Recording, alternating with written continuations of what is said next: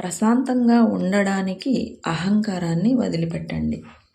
మీరు ఖాళీగా లేకుండా మిమ్మల్ని ఏదో ఒకటి ఆక్రమించుకొని ఉండేందుకు మీ హాబీ, సరదా ప్రవృత్తులు తోడ్పడతాయి. మీ సాధారణ వృత్తిలో అలసిపోయినప్పుడు, అంటే కూడు గుడ్డ సంపాదనలో అలసిపోవడం సహజమే. అలాంటప్పుడు కేవలం 2 మార్గాలు మాత్రమే దానికి ప్రత్యామ్నాయాలు. అందులో ఒకటి ధ్యానం చేయడం, మీ రోజువారీ పనిలో ఖాళీ దొరికినప్పుడు. రెండవది ఏదో ఒక పనికిమాలిన పనిలో నిమగ్నం అవ్వడం. సరదా ప్రవృత్తులను వెతుక్కునే కంటే ఆ అవకాశాలను ఉపయోగించుకోండి.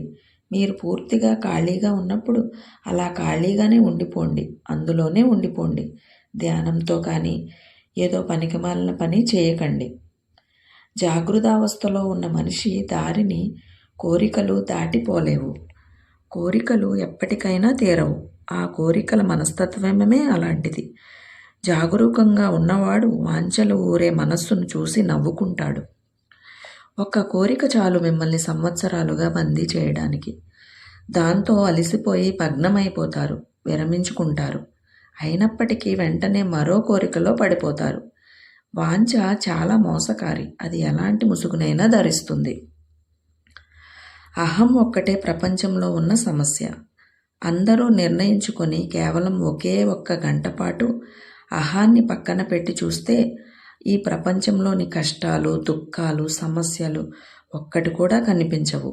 మనం ఇది వరకు ఎప్పుడూ ఎరుగని అపూర్వ శాంతి, మౌనం, కరుణ, ప్రేమలు అక్కడ ఉంటాయి. కష్టాలతో, కలవరాలతో అహం పోషించబడుతుంది. కలతలను సృష్టించకపోతే అది ఆకలితో అలమటించి చస్తుంది.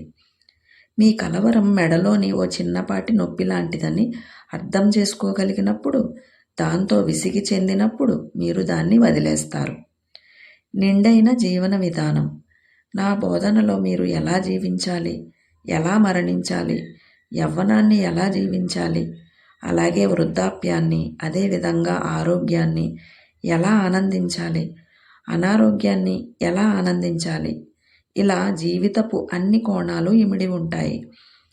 కేవలం జీవితాన్ని, ఆరోగ్యాన్ని, ఆనందాన్ని మాత్రమే ఎలా జీవించాలో నేను మీకు నేర్పిస్తే, వాటిలోని ఇతర కోణాలను ఉపేక్షిస్తున్నట్లే, మీలో ఓ చీలికను పుట్టిస్తున్నట్లే, సగాన్ని వదిలేసినట్టే, మీలో ఓ అడ్డుగోడ కట్టినట్టే. మీ శరీరాన్ని ఆనందించండి.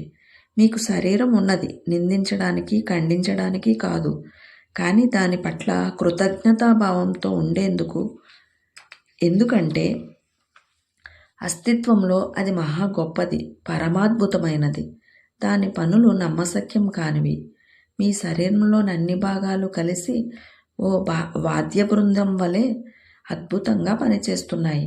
కాళ్ళు, కళ్ళు, చేతులు ఇలా అన్నీ ఎంతో అంతరంగ సంపర్కంతో, సహకారంతో ఉన్నాయి.